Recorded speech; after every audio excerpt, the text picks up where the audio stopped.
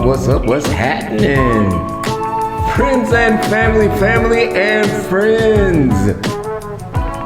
Welcome to season 2, episode 1 of GROVER TAKEOVER. You have no idea. I hope that you have missed me as much as I've missed you. You're right here for season 2. I'm glad to have everybody back here with me. I know you're still out there. I threw up a few bonus episodes to kind of remind you of why you watch me, but none of that is important because what we're talking about is right now. And so I'm going to jump right into this week's episode. Wow, try to switch it up a little bit for season 2. Same old me, a little bit different setting. We still kind of keep our old couch. I thought about getting a new couch. I was like, nah, the couch, the little love seat gives all the love off. Happy Pride Month. Happy Pride Month to everybody out there celebrating.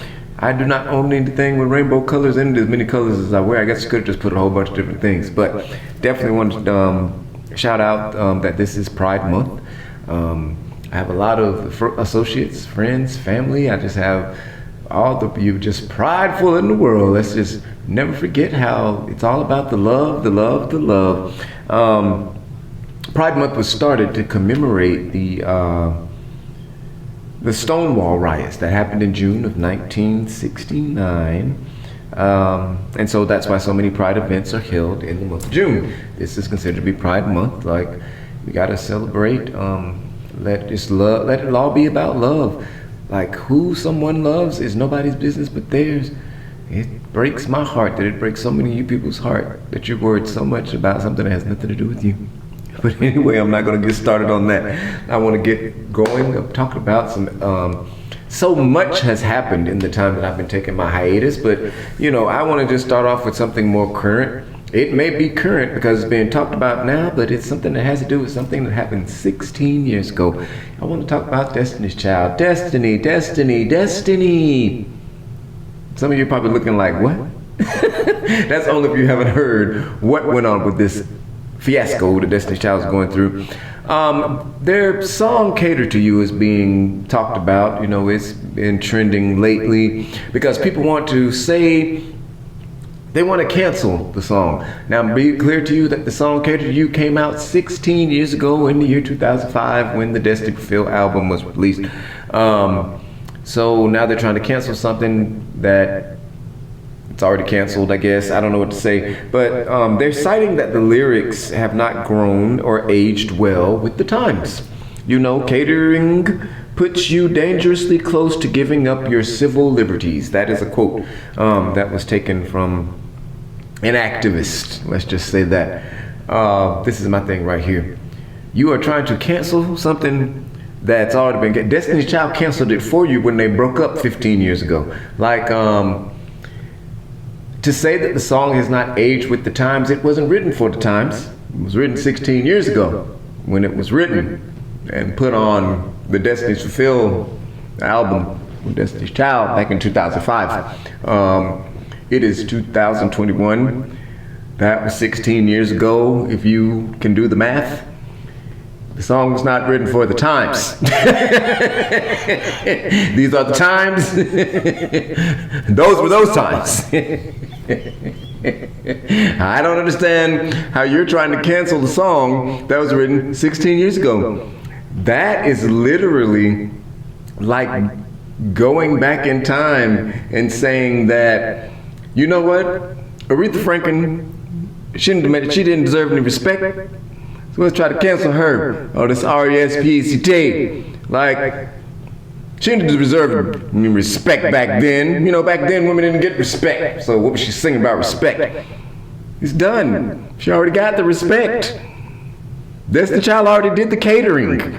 It's done.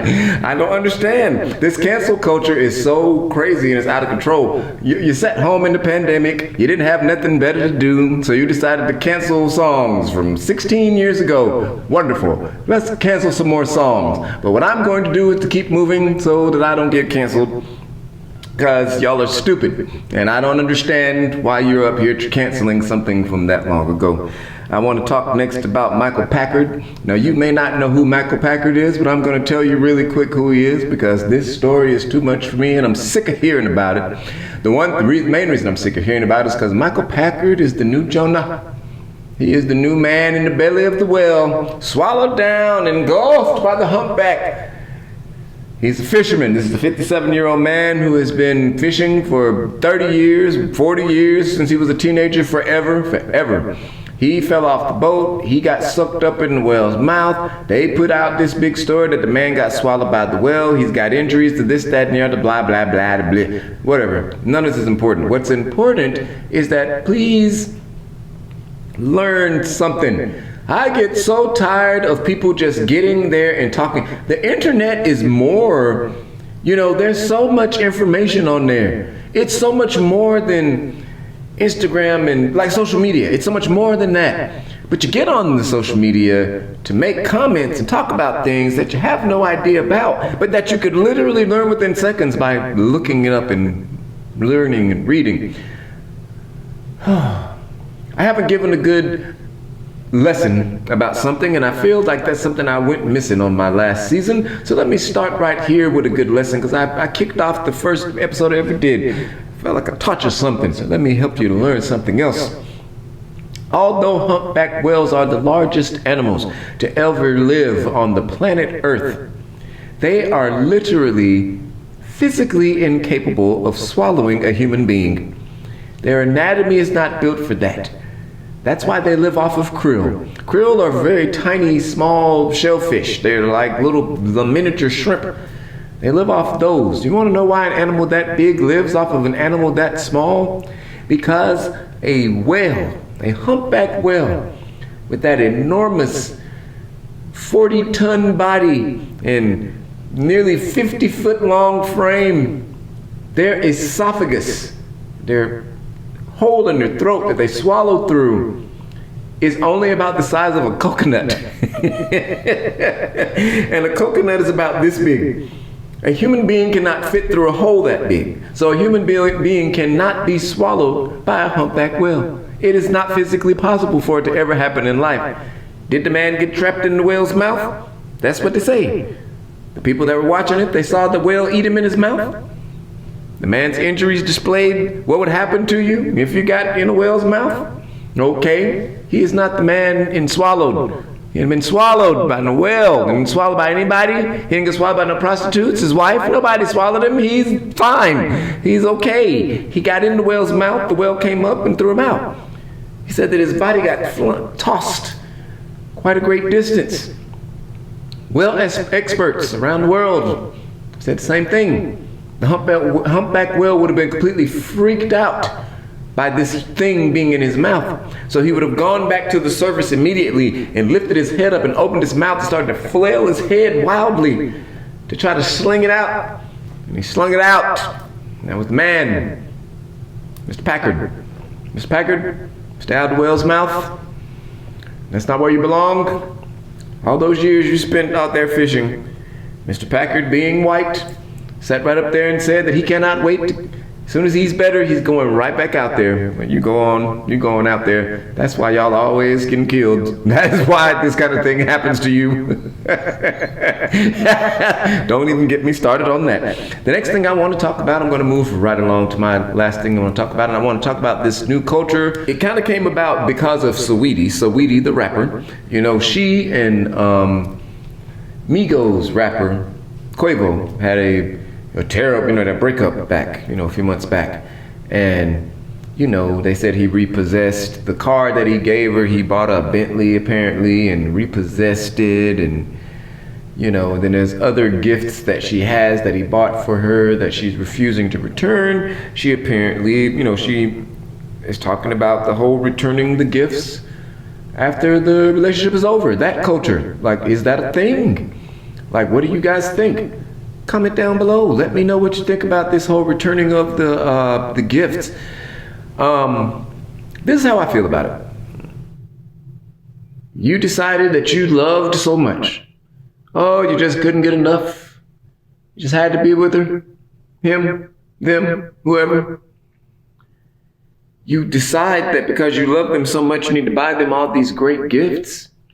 Okay, that's great. That's wonderful. Now, because you break up, you want the gift back. I am here with this. Wait. Wait until the representative goes away.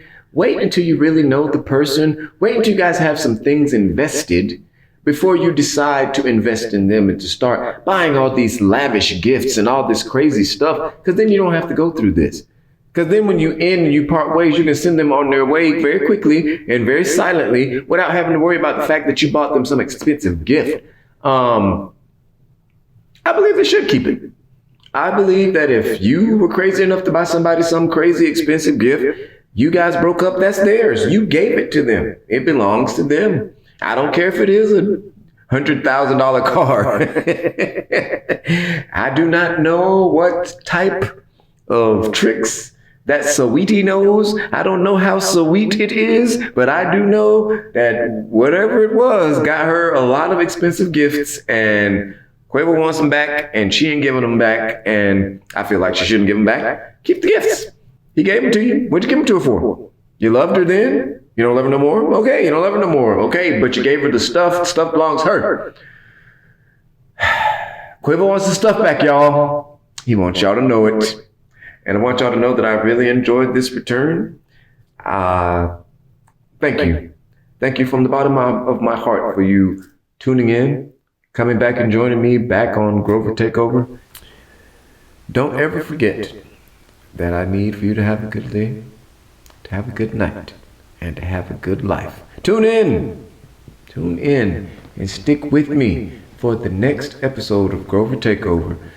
Season 2, episode 1. It is done. We did it. Here, we don't have a game going on, but let's celebrate anyway. You know, go ahead, a little extra something going on.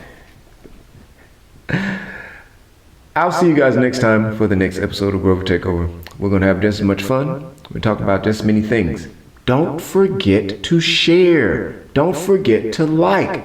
Don't forget to share. Don't forget to like. Don't forget to share, and don't forget to like. Don't forget to like. Don't forget to like. Don't forget to like. Don't forget to share.